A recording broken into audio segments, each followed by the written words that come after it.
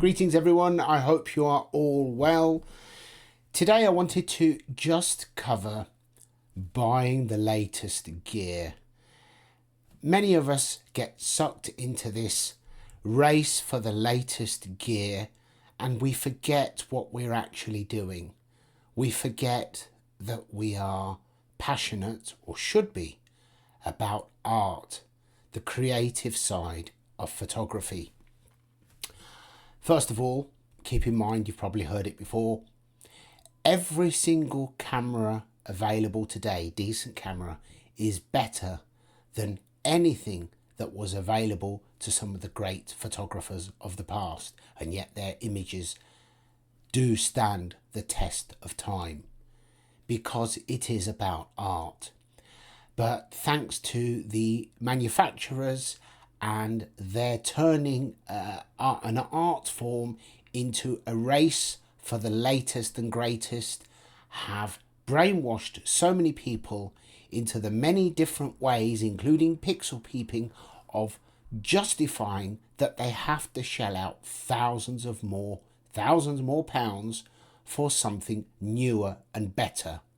But what effect does it have on your photography? What bearing does it have on art? Obviously, if you are a professional who is providing images to a particular agency, stock library, whatever the case may be, they filter people out by raising the bar continually. They want higher and higher resolutions and so on and so forth. If that's your game and that's what you have to do, that's a different matter. Doesn't apply to them.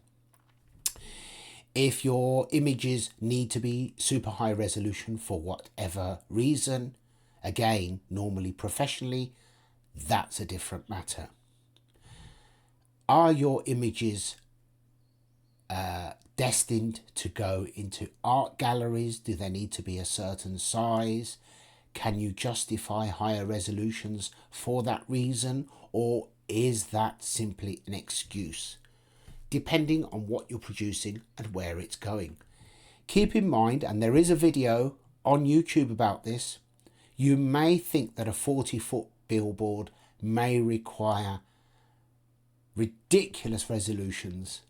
But what if I were to tell you that there are billboards out there that have been printed with little more than 2 megapixels? You won't believe it unless you actually go and watch the video. It's all about viewing distance. If you are to zoom in and pixel peep, you can go on forever and you can always find a reason to justify that this is better than that one. And yes, they improve in some ways continually, higher resolutions, but that doesn't necessarily mean that they work for you as an artist. Many professionals started switching over around the 2000s, 25 years ago. What was available then? The Nikon D1. I think it had something like 4 megapixels or 4.7 or whatever it was. And that continued for 2-3 years until the D2 came out, which was 12 megapixels. And then the D3 appeared, which was again 12 megapixels, but it was a full frame sensor, followed by the people's favourite, one of the legends, the D700, which is still good enough to use to this day. If you were to look at people's wedding photos from the early 2000s, would you look at those photos now and say they're rubbish because they were just 6 megapixels? You probably wouldn't if they were taken properly. You would probably judge them on their artistic and creative merit. And here's a challenge. I have here my first DSLR, D70S. I think I bought this in 2008. It's 6 megapixels. Sometimes as a challenge, I take this out and go and take photographs with this. And if you do have access to an older DSLR, I would urge you to set yourselves the same challenge. The hierarchy of importance with photography is, and always has been, creativity, light, lens, camera. The camera comes last. And all I would say on this topic is don't allow yourself to feel that you are hindered because of the gear that you have. Think in terms of lenses, because lenses obviously are very, very important in perspective, in compression, in bokeh, sharpness, so many different ways. Better to put a higher quality lens on a camera that you can now buy for, in photography terms, peanuts, than to just put all your attention to just buying the most expensive camera that you can. Yes, if money's no object and you just want to treat yourself, then that's fine. But in this day and age, where would you be comfortable walking around with 3, 4, 5, or if you're a Leica shooter, 10, 15,000 pounds worth of photo gear?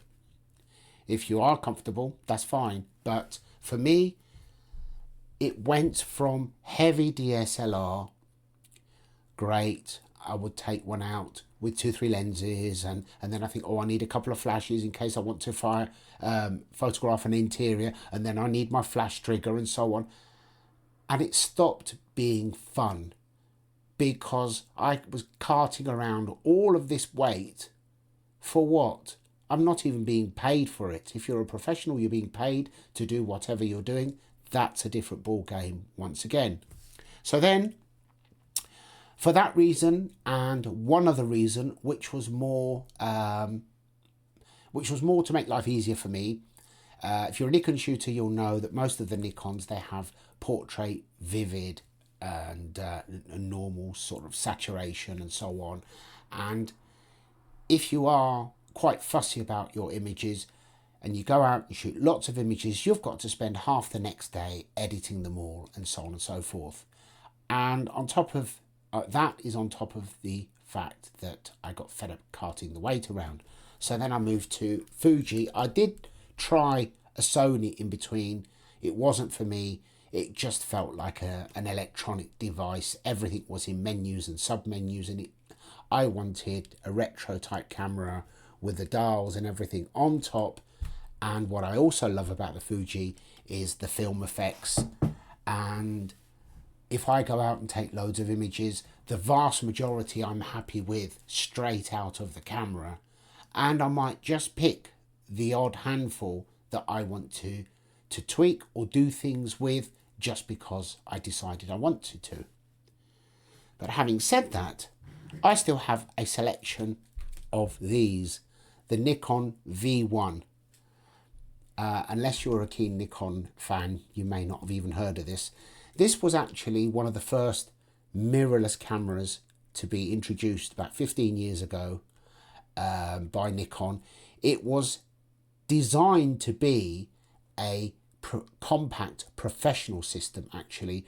It wasn't actually aimed at consumers. I think that was to justify the price because these were ridiculous. There was something like £1,000 for what they are. But they are small, they are all metal and built really well. The V1 is 10 megapixels. The V2, I think, that they brought out afterwards is, I think, 14. And they then brought out the V3, which is 17 or 18. The lenses are very good. I've had some incredible images out of these. They are very, very quick to focus and to shoot, incredibly fast, the focusing on these. They can take full HD video. You have a handful of lenses, a wide lens, portrait lens, and a zoom that does have image stabilization. Not as good as the latest, but it's enough to just take the edge off it. There's a saying, the best camera is the camera that you have with you. And if you find that you're increasingly leaving your big DSLR or even mirrorless at home because you're sick of the weight, then I would urge you to consider one of these because they're such great value As I said, I have 2 or 3 of them, and I'm keeping my eye out for a good V3 because they have a couple of other features that I like, and they are absolutely brilliant cameras to have with you. They can shoot raw, they can focus very quickly, you can fire off lots of shots very quickly, and they take the same battery that goes in the Nikon D7000, D71 and D7200, the big full-size Nikon battery. So this thing will outlast most mirrorless cameras of today, which have these tiny little batteries that seem to be running out all of the time. The moral is, don't be dictated to by the gear. Be dictated to by your creativity and what you can do with that camera gear, because all of this pixel peeping is taking the attention away from what really matters, and that is the creativity of photography. If that's what matters to you, then my thoughts may resonate with you. If all that matters to you are the spec sheets, then you're on the wrong channel, because I'm not here to sell anything. I'm just here to discuss photography because I am and always have been a lover of the creative side of photography. I'll leave you with that thought for now. Bye bye. See you next time.